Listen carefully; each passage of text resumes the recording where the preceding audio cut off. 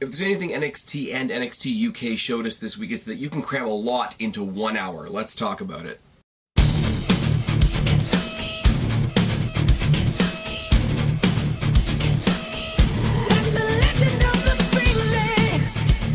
What's going on, everybody? It's your buddy, it's your pal Spaz Phoenix, the YWC Reality Check here with your NXT UK review for February 6th, 2019.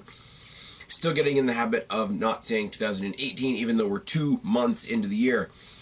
Not a whole lot of house cleaning to do this week. If you check out my NXT from last night, all the house cleaning is done there. You guys know I'm going to be trying to do those NXT reviews live at 10 p.m. or whatever time you guys watch 1 hour after NXT airs on Wednesdays using the Premiere program. So check that out if you want. I don't know if I'm going to be able to do the same thing with the UK all the time just because of time constraints and whatever, but there's a whole bunch of stuff you can check out on the channel. The latest Q&A is up, my commentary on Nia Jax, my commentary on the Horsewoman, the information if you guys are interested in the Destiny shows that are coming up that you can check out on Fight TV. That information is there as well, and there's more coming. But we did a lot with this week's episode of NXT, and I remember going into this thinking, you know, Mark Andrews versus Ligero is our first match of the night, obviously. And first of all, there's two things going on here. A, these are two guys that would kill it on 205 Live if 205 Live was better represented than it is. And B, they're both baby faces. So how is this going to go? They come down to the ring, and the first thing I have to mention, to notice, to make big, bold note at the top of the page, Ligero is dressed neon as fuck. That's the first thing that sticks out in this match. Mark Andrews, you guys know, I liked him even back when he was in TNA, so obviously I'm going to like this. There's a lot of high flying in this. It's really cool because they start off, you know, well, especially with the cruiserweights, if you look back at the Cruiserweight Classic, etc., they always started off with that nice, respectful handshake, and especially with two baby faces, I thought they would do the same here. There's a very cautious handshake. There's that handshake, but then the quick pull away just in case. As we start the match, Ligero works on the arm, hammerlock by Andrews, headlock by Ligero, and there's a long pinning reversal suplex that's followed up by a fist bump and a smile from both guys. Now, I like that in a sense because they were both cautious going in, and they were some very hesitant respect shown between the two. But after a very long pinning reversal sequence, they had a more legitimate sort of nod to each other, more of a sportsman type thing. So they earned it from each other right in the beginning of the match, and I really like that. Hurricane Rana from the top by Andrews. Outside head scissor off the ropes by Ligero gets canceled into a cartwheel by Andrews. It's a really weird thing because Ligero does the handstand thing on the apron where you can bounce off the ropes and come back down into a head scissor.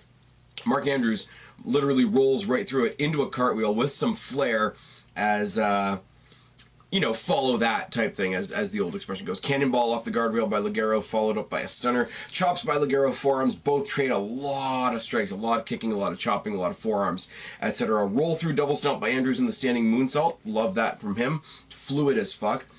Both men sort of fight for that backslide position, and that lasts a long while. They trade some more strikes and some more kicks. Pele by Andrews, followed up by a pump kick by Ligero. You want to kick me? I'm going to kick you back. You guys know the deal. Anything you can do, I can do better is still the best story in wrestling. Ligero goes for a suplex. Andrews turns into the Stun Dog Millionaire and hits him with a Suicide Senton. Stun Dog Millionaire sent him right out of the ring, sets him up for the Suicide Senton. It's all good. Pump handle face first driver by Ligero, and just when Andrews starts to get up again, hits him with a back elbow to the face. Poison Rana by Andrews was fucking gorgeous, and a shooting star press is blocked. Springboard Tornado DDT by Ligero gets the win. Little bit of an anticlimactic finish, I'm not going to lie, because Andrews hitting the Poison Rana, which for those of you that don't know is the reverse overhead Hurricane Rana. He spiked him. He spiked him really good and then set him up for that shooting star press, which he does, you know, as good as anybody else. And I mean, obviously much better than Brock Lesnar, if nothing else. So two really, really blockbuster maneuvers to end the match, and then it just ends with sort of a bog standard DDT. I mean, it is Ligero. He is coming off the ropes to do that DDT, but it's still, I don't know, because the match is great. The DDT to finish is great because it is his finisher. But as I say, after the two moves by Andrews, it was just a little bit off. We get reminded that when NXT UK is coming to do the Phoenix shows that were filmed around the time of the Royal Rumble. The Grizzled Young Vets are taking on the Brit-Am Brawlers of Oney Lorcan and Danny Burch. Video of Lorcan and Burch getting the news, which is a little contrived, but whatever. They're ready. They're all good. They're being interviewed about whether they think they should be getting an NXT tag team title, and then they just find out that they're getting a UK title shot instead. I think it was a little bit bizarre, but it is what it is. I mean, I like both of these teams. It's going to be a hell of a match. These guys are going to kick the ever-loving shit out of each other. If you want my personal prediction on that, I think the match is going to be great. I don't think Burch and Lorcan are going to win. I think this is NXT UK's show. They're venturing into the States. They are the I hesitate to use the word invasion in wrestling because the invasion stories never really go that well. One day without technical difficulties. That's all I ask. Anyways, next up we have Xia Brookside versus Candy Floss. Now Xia Brookside, I love. Xia Brookside is another one of those Dakota Kai type characters, which is Bailey done properly. But Candy Floss is becoming this very interesting character all on her own, because she's sort of a cartoony gimmick, and she comes in and she's all happy and bubbly and whatever, but then we see little hints of she could be really dangerous in the ring. And I mean, if you're going up against Xia Brookside, who is, like, I guess in the minds of most people is probably the most lovable woman on the roster, somebody's got to be the bad guy. I don't know how else to say it. I mean, we just had a match that was face versus face, and it worked. But when somebody is such a good guy, I mean, Mark Andrews is a good guy. Ligero, by virtue of the fact that we all love luchadors, is a good guy. But Xia Brookside is Bailey circa NXT, is she not? But we got her versus Candy Floss. It was a big deal. They're making a big deal of her her match, and when we get to the result, you're going to see that they make a big deal of the result as well.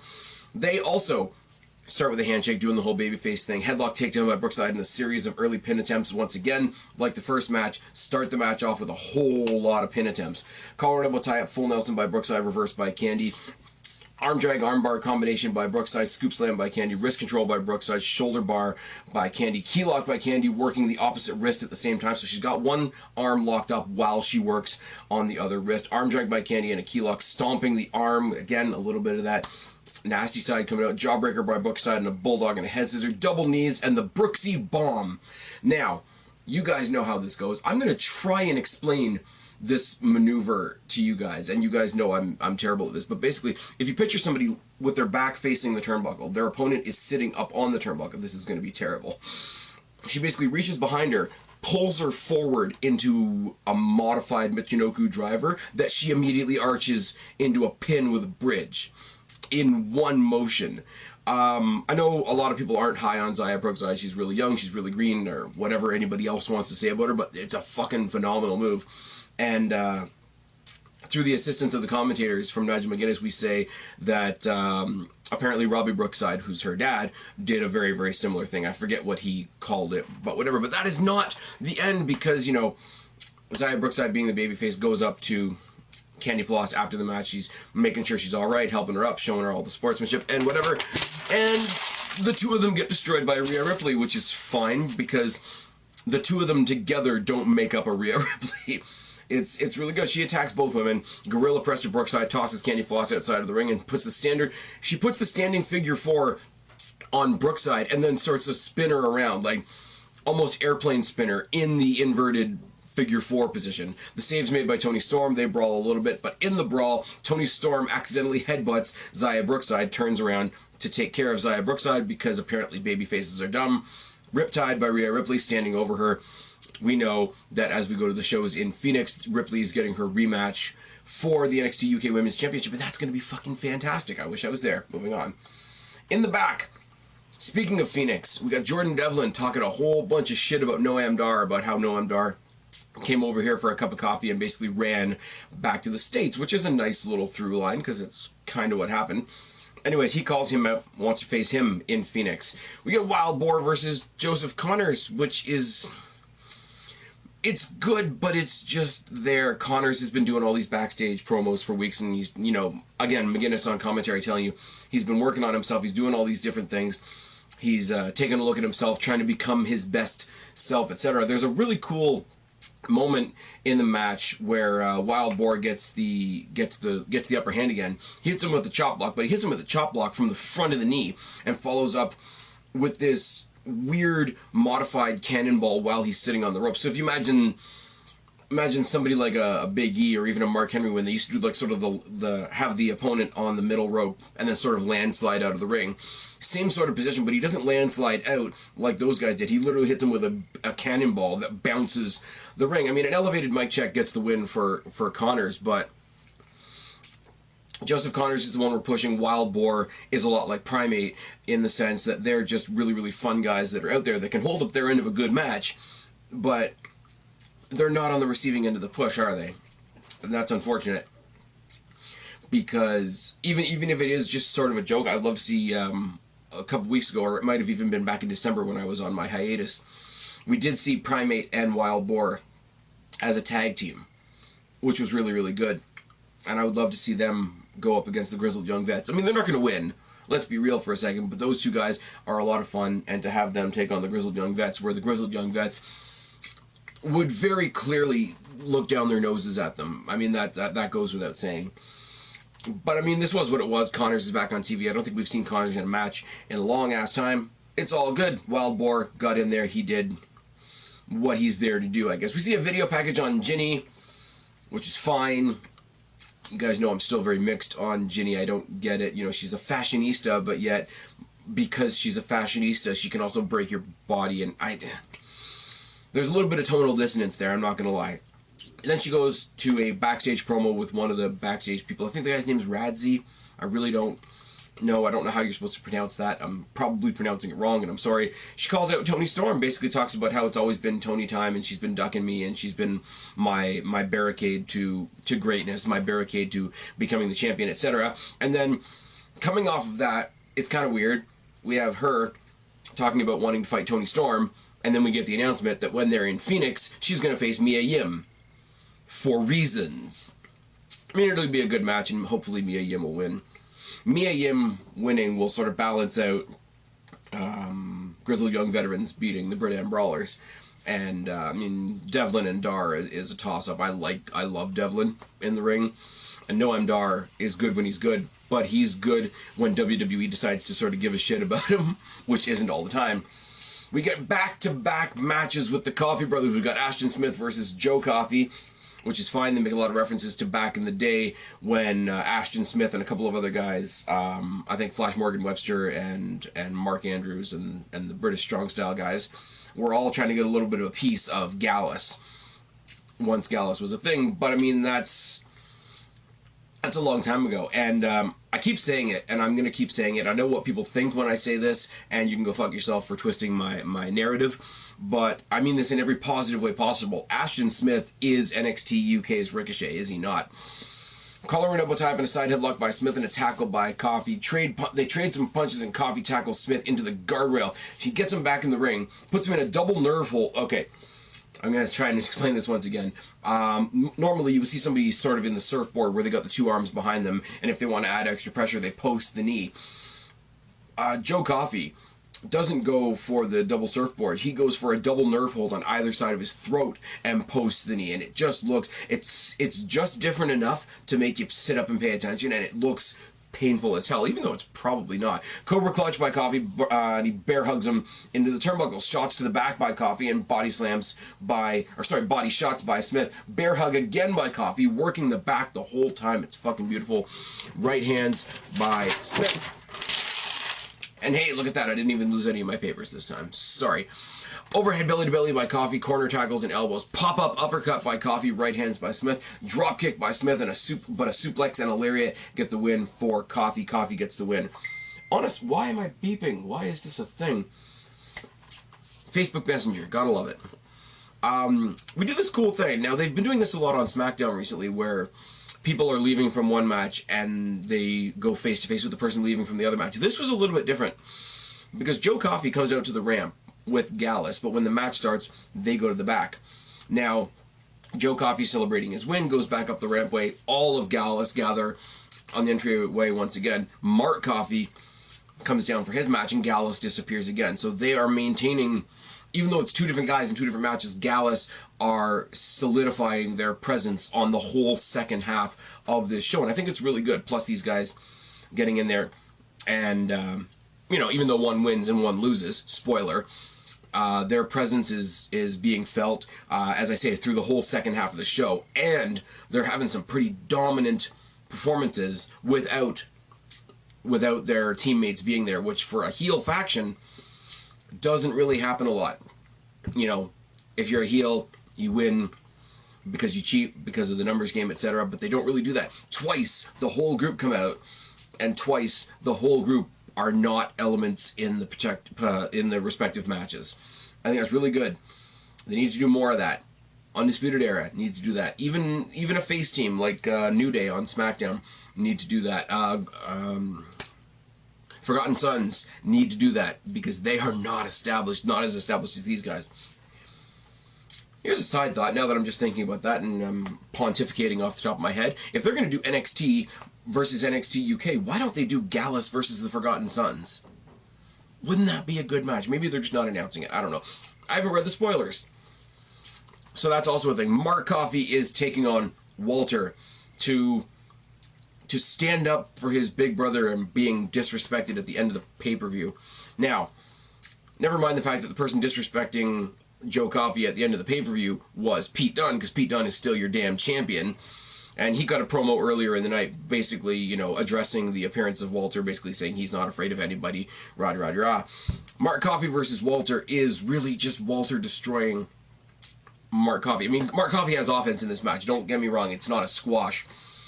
But everything Walter does, and I know there are people watching me in the UK, or people that pay more attention to indies than I do, that were already very, very familiar with Walter, so this is all old shtick for you. This is my introduction to Walter. This is my first couple of matches I've seen Walter in, and everything Walter does hurts.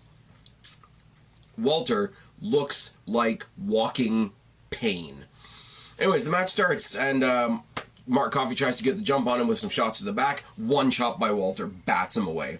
It's the typical, it's the old bear paw metaphor. Body shots to the front by Coffey. And a chop knocked down by Walter. Chops in the ropes by Walter look absolutely terrible. It's basically like when Sheamus of the Bar does the 10 beats of the Bowery, even though he doesn't really do that much anymore. Coffey does one, and it looks like he caves in his fucking chest. I can't read my own damn writing. I'm sorry, guys. Mark Coffey does manage to maneuver him to the outside, where he tackles him into the apron, tackles him into the guardrail, tries to get some sort of momentum going. Surfboard with a post by Coffey on Walter, which is impressive as hell. Again, literally, I mean, I don't want to put Walter down, and I'm not putting Walter in the same category as the Big Show. But if you remember, in Big Show's heyday, in his prime, if you could get Big Show in a submission hold, it was a huge fucking deal. And it's that kind of feel here. Now, I don't want them to treat Walter like a Big Show, because he's not. But still, seeing the surfboard stretch with the post by Coffey on Walter was impressive. I mean, obviously it was reversed eventually, but there's a back elbow and an uppercut by Coffey and some forearms. Walter stands in the center of the ring and takes 7 lariat attempts in a row from Coffey and doesn't move. It's fucking great. Release German suplex by Walter is terrifying. Running boot, and then he stands on the throat. He stretches him out over the top turnbuckle, climbs the turnbuckle himself, which is another terrifying aspect, and literally stands on his throat and sort of pushes him head first out of the ring. Toss style back suplex on the apron when he goes out there to join him. Walter basically drags him back in the ring and caves in his chest, just clubbing him in the chest, Enziguri by Mark Coffey, which in his own right was pretty damn impressive, but the drop kick by Walter, which is, I mean, it's like when we saw Braun Strowman do a drop kick and do a kip up. It's just, it doesn't seem real. And then he hits that massive power bomb, which is basically, I can't describe it. I don't know, I say that a lot recently. I said that last night, when I did the NXT review, when I was talking about Drew Gulak and who was it? Matt Riddle. And I said, I just can't describe it properly. go watch the match. This powerbomb is the same kind of thing. It's not that I'm trying to use a lot of hyperbole. It's just I don't know how to pronounce it other than I don't know how Mark Coffey's spine isn't implanted in the canvas. Walter gets the obvious win. It's all good. I mean, it was a little bit short for a main event. I mean, there was some other stuff in there. I liked Ligero versus Andrews. It was a really, really cool dynamic. Joe Coffey versus Ashton Smith was really, really good as well. This was just a showcase for Walter. I mean, Mark Coffey, as I say, was not squashed by any stretch of the imagination, but this was a showcase for Walter. Much like in the mid-card, Wild Boar versus Joseph Connors was a showcase for Joseph Connors. Doesn't take anything away from Wild Boar, and I think the fact that that guy's fucking great. Looking forward to the Phoenix shows, because building the card for the Phoenix shows, it's almost like looking forward to another TakeOver with the quality or what we can expect from it so far. Because right now, and I don't know what days we're getting these matches, so if we're not getting all these all in a row, all on one show, or if I've got a date wrong here or there, please correct me down in the box below, because I'm trying to grab dates and I couldn't. So it is what it is. But we do have Gia, that's Ginny and Mia together, apparently. Ginny versus Mia Yim, Jordan Devlin versus Noam Dar, the Grizzled Young Vets versus the Brit Ann Brawlers, and Storm and Ripley in the rematch for the NXT UK Women's Championship. Now that is really, really awesome, and that makes me really, really jealous of all the people that were in Phoenix around the time of the Royal Rumble. I can't wait to look forward to all of those. Take those and combine them with the fact that in the next 2 weeks we're getting Gargano versus Dream and Adam Cole versus Ricochet. Why do we watch the main roster? And I'm sorry, AEW, what do you think you're doing that compares to this? I'm just saying. I'm just saying. Anyways, that's it. I'm done rambling. I've been Spaz, your YWC reality check. Subscribe up there, talk down there, start a conversation. Keep all these conversations going. Don't be a stranger. I will talk to each and every last one of you later, but for right now, I am tagging out. Bye, guys. Freak like me.